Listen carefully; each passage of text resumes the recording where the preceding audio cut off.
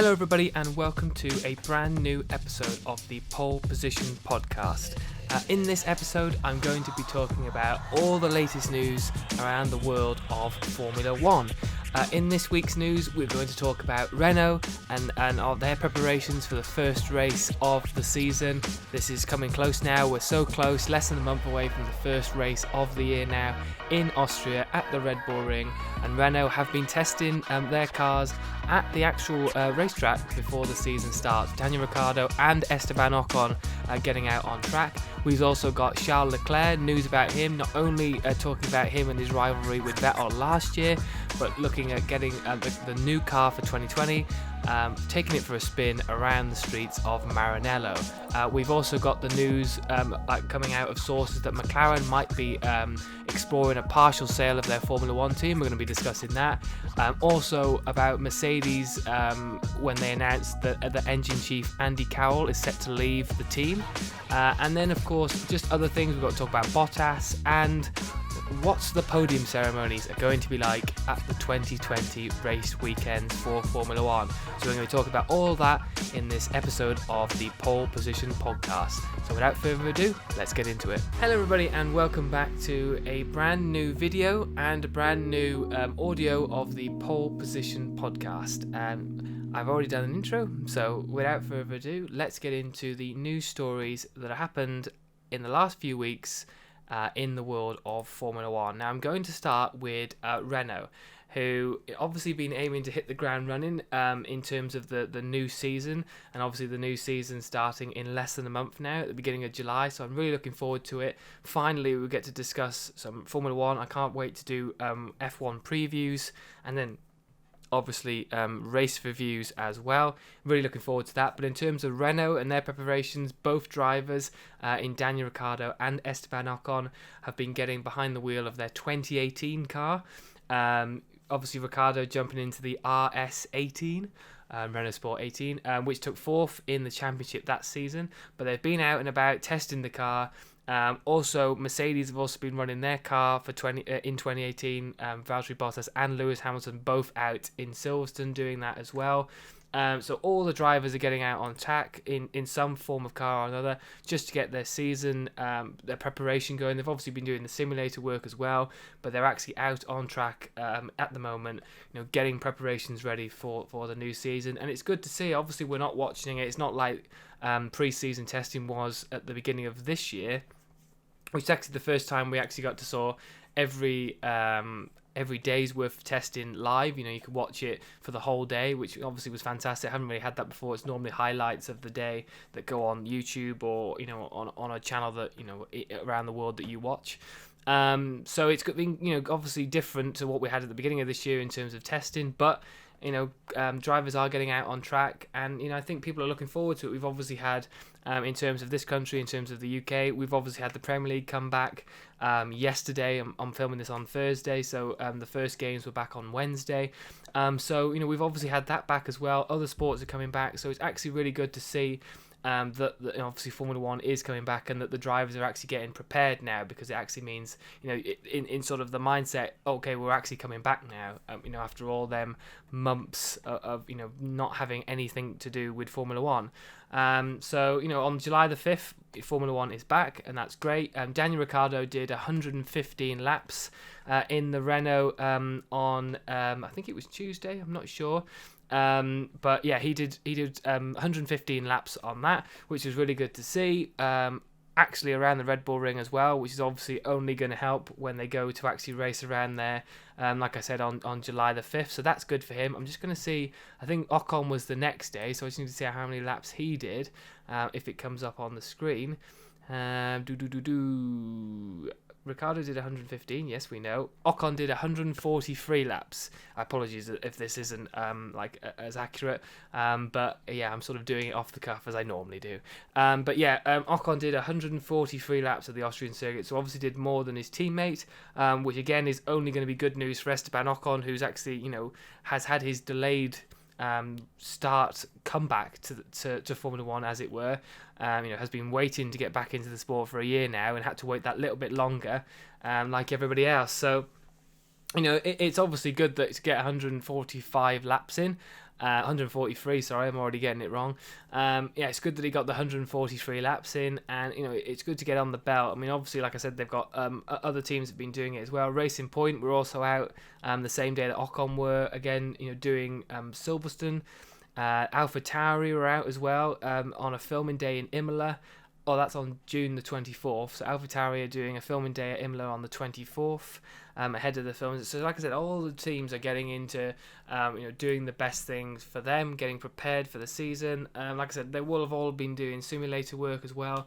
But to actually be out on track in a car, obviously not the car for this year, but some sort of Formula One car out on track is probably huge for them. So it's really good to see, and obviously we'll be keeping a close eye on that and seeing what's going on. But ultimately our focus will turn on to the beginning of July and the start of the season again. So not long now to go. And like I said, I keep saying it in the first few minutes already, but I'm really looking forward to the start of the season. Now, a bit of news from last year.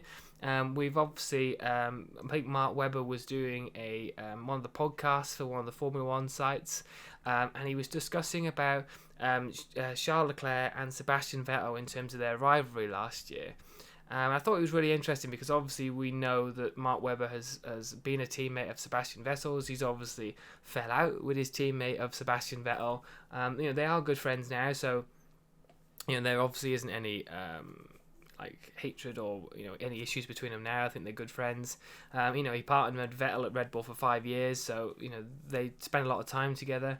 And he was talking about it, and more in the sense, there's quotes here. Seb under the Ferrari regime, he's just literally run out of puff there. Charles come in, clearly massively quick, full of energy, appetite, naivety. And naivety, as Webber puts in this quote, is a great thing. You just come in and you just go for it. Where Sebastian Vettel's been sort of working at it for the last few years, and here comes Charles Leclerc like a young gun, straight out of the traps, and actually gets the first win out of the two Ferrari drivers in the year. I think Sebastian Vettel had to wait till Singapore to get his Formula One win of that year. And Charles Leclerc gets it in Spa and at Monza in obviously the home of Ferrari in Italy. So like I said, I think Webber is right in the fact that Charles Leclerc just came in and just sort of came out of the blocks, and I think obviously Vettel would have been prepared for that. But I still think you got to think, whoa, okay, Charles Leclerc really has come in. He really has performed. Especially in terms of, I think, what Vettel had with Kimi Raikkonen. I think there was very much just a sort of stable partnership between him and Raikkonen, and suddenly Ferrari sort of changed guns. They go for a young driver, and it must have taken Vettel by some sort of surprise how quick Leclerc sort of got used to the Ferrari, not just the car but the team, where they're based, how they deal with it. Like they said, their regime, like Webber said. So yeah, it must have taken him by surprise. But we obviously all know what's happening next year. We all know Carlos Sainz is going to Ferrari alongside Leclerc, so that will be interesting. In terms of what Webber actually said about Sebastian Vettel, he put, as for Vettel himself, I think he'll have a year off. I hope for all of us he can rejuvenate himself and get back into the spirit of wanting to be competing at the front again in Formula One. I think he can reinvent himself. I can't say that today. But he's got to have sort of the atmosphere. He's really, really, really got to miss the way of going racing, like he did a bit at Red Bull. So that's interesting that he actually thinks he's going to have a year off from the sport and actually come back. My interpretation of what's happened, I think if he was going to take a year off, it would have been announced by now. I obviously don't have anything as much expertise as Mark Webber does, and obviously being his teammate, he obviously must know him more than anybody else. So if Vettel does do that, that would be a bit of a surprise to me. I still think he'd probably be on the grid somewhere next year. I think if he took a year off, would he actually come back? I think that would be interesting. Would a team retake him back? Maybe like what has happened with Ocon. Who knows? I think it would be interesting, but obviously that's his points. That's what Mark Webber thinks. Let me know in the comment section below if Vettel took a year off. Do you think he'd come back a better driver? Do you think he'd come back at all? Would he really come back after a year off in the sport and spending time maybe with his family and less time in a car? Let me know. And then sticking with Ferrari, like I said, Charles Leclerc, like other drivers, has been behind the wheel of a Formula One car in the last couple of days. But not just any Formula One car, the actual car they're going to be driving this year. So I bet most of the others haven't actually driven the car in the last few weeks or months in any other teams, but Charles Leclerc has had the privilege of driving the actual car, the SF1000, took it for a spin around the streets of Maranello. Yeah, I mean, I don't know what time in the day they decided to do that. I think I got the updates in the morning at some point, so I know there's an hour time difference between here and Italy, but goodness me, I hope it wasn't too early in the morning, because if that was making a racket around the streets, the residents of Maranello probably wouldn't be too happy. I know they're obviously all love Ferrari, but if you're trying to get a lie in, I wouldn't want to be woken up too early from them. He went for a spin. It's all on like social media for Ferrari, so give that a check out, that's for sure. But obviously Charles Leclerc happy to be back behind the car, of course. He's even put, I don't normally like getting up early, but this morning was a great reason to do so. Maybe it woke a few people up, but it was great to drive through the streets of Maranello in the SF1000. And obviously I think Leclerc's picked an amazing picture as well on his Twitter, so we'll check that out as well. That's really good looking. And normally I don't say much about the Ferrari cars because I just think they do look a bit the same, but it does look a really nice car this year. I hope it's as quick as it looks. I hope it really does challenge at the top this year. I think to have Vettel in his last year, giving it everything in a car that actually could fight for more wins than the one car they had last year, I think that would be great, especially if he does obviously going to leave Ferrari this year, and maybe even the sport.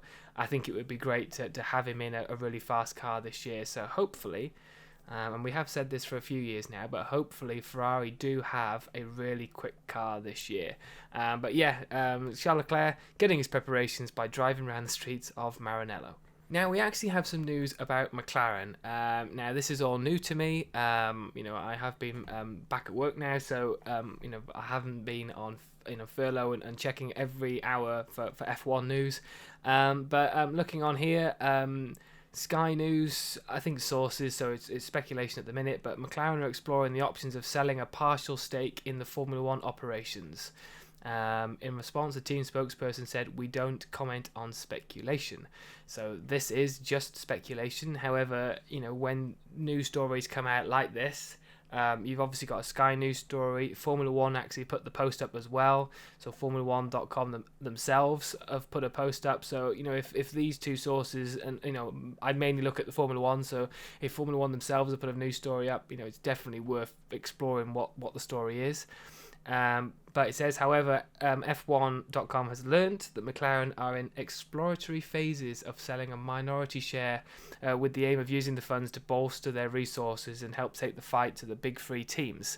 Now, I don't see an issue with this. I like if they're looking at, especially with what's happened in terms of the pandemic as well, if you're looking at best ways to not only save a bit of money but also use the money that obviously you do save to push the team as high up to fight in the top three teams. We obviously know that there's a budget cap coming in and things like that, which is obviously only going to help in the next few years. I say few because I don't know how long it's going to take in terms of the budget cap actually working. But if you can use it now and find ways to help maybe bolster funds, to help fight and compete against the top three teams, then I don't see an issue with it. There's obviously going to be loads of people out there, even at this time, with like I said, with what's happened, there'll obviously be people out there that will want to buy a stake in McLaren.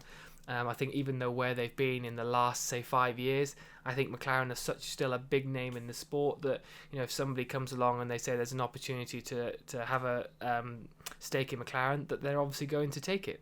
Yeah, in terms of what's happening at McLaren, should the sale go ahead, like I said, I don't think it's an issue. I think everything will be fine in terms of what happens at McLaren. They've obviously looking at making a possible number of redundancies as well, in terms of what's happened, but that's across the technology, automotive and racing businesses, so it does involve, I think, the Formula One team itself. It was obviously a restructure in terms of what's happened in terms of the coronavirus pandemic, and then the budget cap going into 2021 as well. So the news of sort of McLaren looking at maybe putting a partial sale to their F1 team also comes off the back of the news that Williams are still considering selling a minority or majority stake in the Formula One team. I've obviously discussed that already. I think a minority would probably be best. I really don't want them to lose a majority stake in the team, because I just, it won't be the same team. They might as well the people that come in and buy a majority stake in Williams might as well just buy a brand new Formula One team, because it won't be called Williams anymore. So that's what I'd feel anyway. But obviously, news. If this is a story that's actually true, then this news story is going to continue. But I just thought I'd mention it in the podcast, that McLaren sources are saying that McLaren are exploring a partial sale of the Formula One team. So that'll be interesting to see if that actually does happen. Now to news that actually is confirmed, and that's that Mercedes have announced that their engine chief, Andy Cowell, is to leave the team. Now, I'm guessing it's to leave the team at the end of the year. So let's have a look. The man who has overseen the production of the V6 hybrid power units, and obviously has won six consecutive, have won six consecutive double world championships for Mercedes, is to leave his role as managing director. Now, I think that sort of understates the job, that obviously it's not just the man of Andy Cowell. It's not just him that's done that. It's the whole team and the people that he oversees as well. But to be somebody as a managing director, to say that in your team in the years you've been there has won six consecutive double world championships, not just the drivers' championship or just the constructors' championship, to win both is huge. And obviously we've said how big that is for Mercedes and how they keep coming back and wanting to do it more. But his intention to depart in January, so that's giving them half the year to sort of find somebody else. But to leave the role in January is huge. He spent the last 7 years there in the powertrains department, but has worked in there in total for 16. So he's done his fair share, should I say. Just goes into to list of what Andy Cowell has done. He worked in the Cosworth engine sort of factory to deal with Johnny Herbert. When he won the 1999 European Grand Prix. With Stewart, the BMW engines that powered Williams to four wins in 2001. And has worked obviously with team principal Toto Wolff and Daimler's Markus Schaefer. Want to say I've got your name right, Marcus. Apologies if I haven't. In the managing structure of Mercedes. Now, Toto Wolff and his leadership for the team at the HPP has been a key factor in our championship success in recent seasons. And again, that is true. I think, like I said, it sort of understated how well that achievement is. So it's going to be a big role to fill, and obviously this has come off the back of Valtteri Bottas not having a contract, Lewis Hamilton not having a contract yet. Toto Wolff is still in debate of what's going to happen with him. He's obviously said he expects to stay at the team, but I don't think his contract's been sorted yet as well. So to have a huge managing director in the team of Mercedes decide to leave after this amount of time, with obviously all this still going around of the other people in the team, not having a contract, as it were, is interesting. I'm probably not going to read too much into it, but it is an interesting topic, and I think could be discussed more with the fact that Mercedes like that haven't signed all these people down to contracts. But hey, that's probably another video to discuss and another sort of podcast to talk about. But just to sort of clarify that, Mercedes announced engine chief, who has helped them to win 6 double as constructor and driver world championships for Mercedes, is to leave his role as managing director. Like I said, that is huge shoes to fill. Now we've just talked about Valtteri Bottas, but we're just going to bring it up again.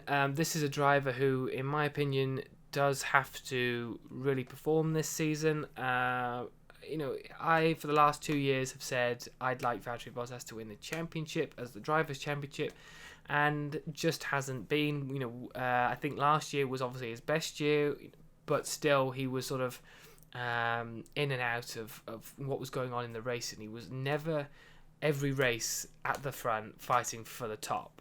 We would see him drop down to 4th or 6th and really struggle in some racetracks. And, obviously if you're going to win the championship, you need to iron out them sort of issues. Now, we obviously discussed it a couple of weeks ago about the fact that Mika Hakkinen was talking about Valtteri in his performances and what he needs to do to prove himself more. And Bottas has put out a sort of news story with Formula One and said every mistake will cost more this season as he targets his maiden title win. Now, for me, this will be really interesting. Obviously, we've got Sebastian Vettel leaving Ferrari. We've got Lewis Hamilton still in that contract rumoured situation. Valtteri Bottas obviously is in one as well, like I've just said. But I think if Bottas can win the championship this year, and I do think that is a possibility. Like I said, I've said it for the last 2 years. I'm going to say it again. I still think it's a possibility.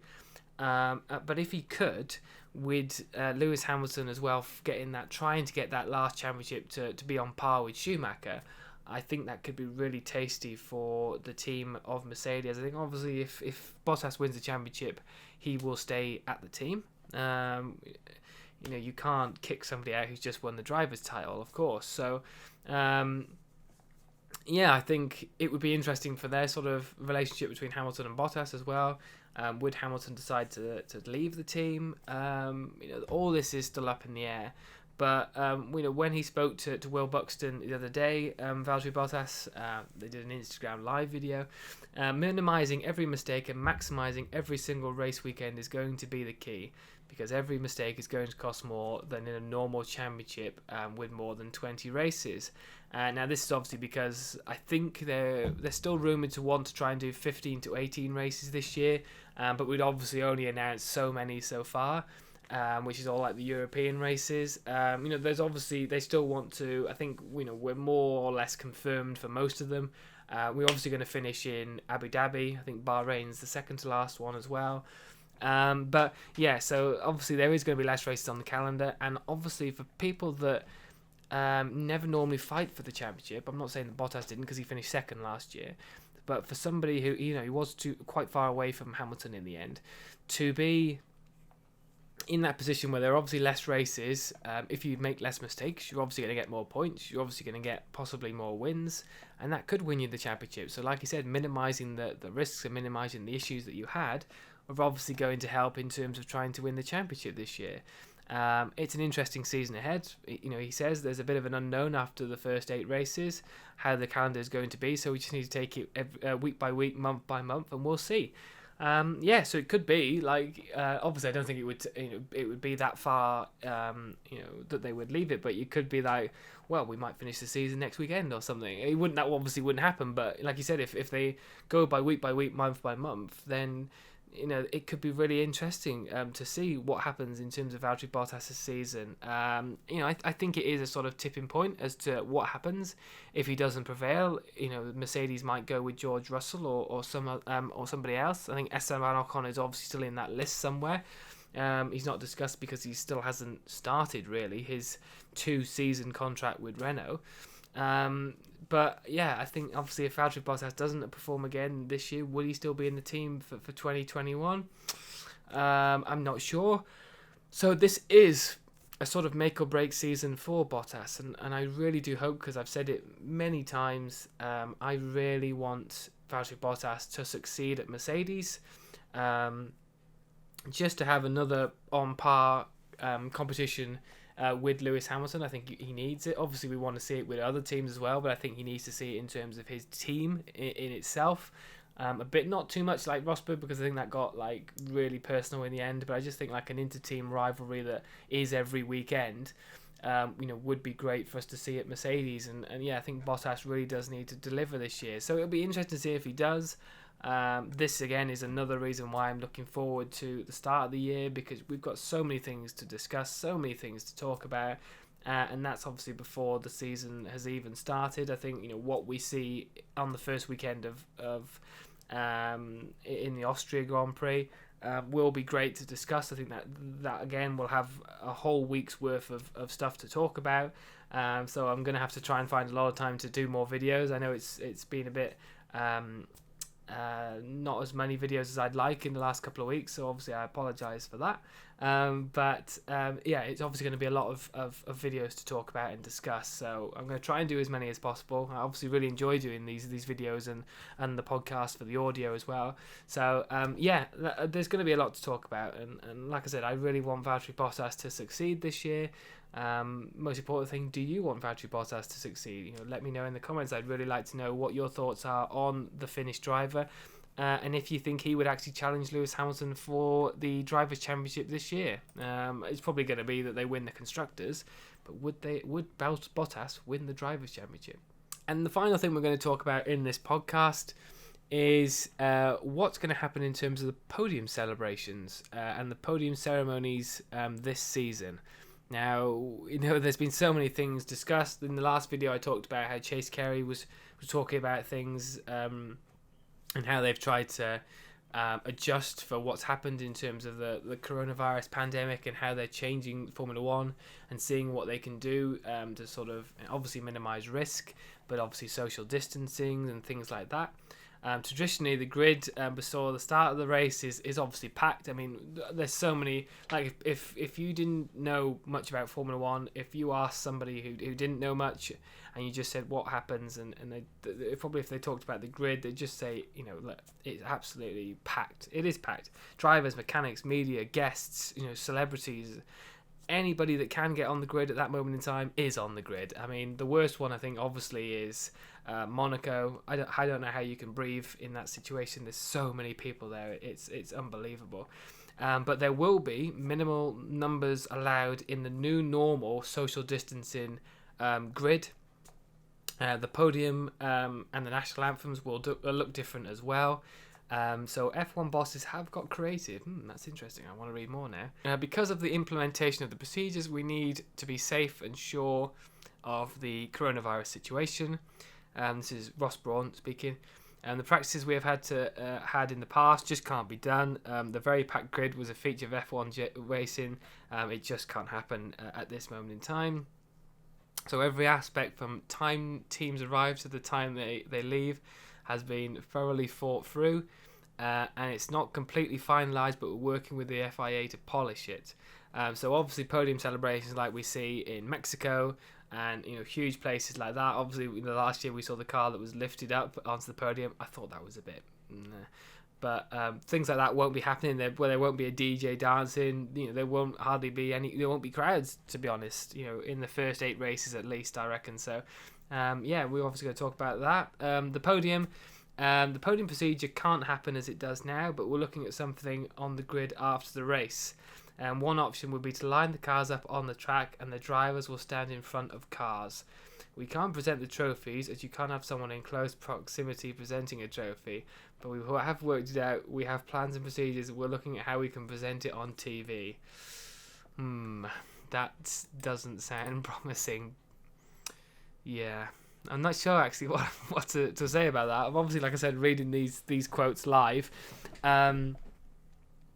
We can't present the trophies as we normally would, because of close proximity presenting a trophy, but we have worked it out. We have plans and procedures. We're looking at how we can present it on TV. So does that mean that the driver's going to get out of the car and hold his hands up like that, and the trophy's going to magically appear on TV, and he's like, yeah, like, I don't know. All this, like I said, is going to be ironed out in the first race, but yeah, that does sound a bit funny, to be honest.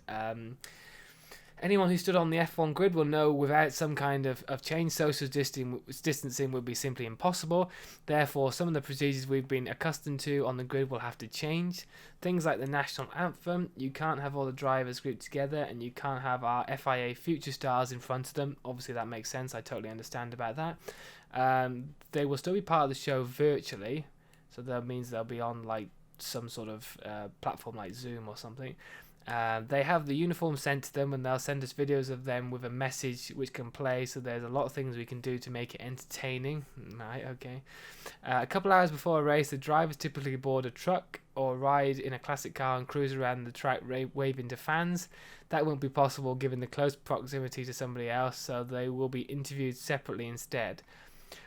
I don't see the point in doing a driver's parade because there won't be any fans. So why would you even bring that up? That's a bit weird. Like, they're not going to wave to the grandstands with nobody in them, are they? So the drivers parade won't happen as we can't put 20 drivers on the back of a truck and take it around the track. Well, there won't be any fans there, so what?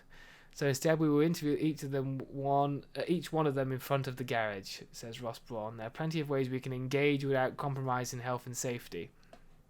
And that's absolutely fine. I think that's what they should be doing anyway, because one, there won't be any fans there, and two, everybody's going to be watching from home, obviously. So we're obviously going to want interviews of all the drivers before they start the race. Like we said, we normally get that on the drivers' parade on the truck before the start of the race, and maybe on the grid walks and things like that they do before racing starts. So they obviously they have to interview all the drivers. The whole truck thing's a bit weird, to be honest.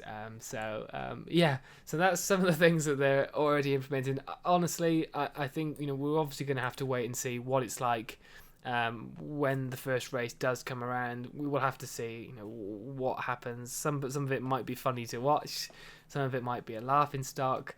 But we've just got to wait and see. It's a new territory for literally everybody. From the media to the teams.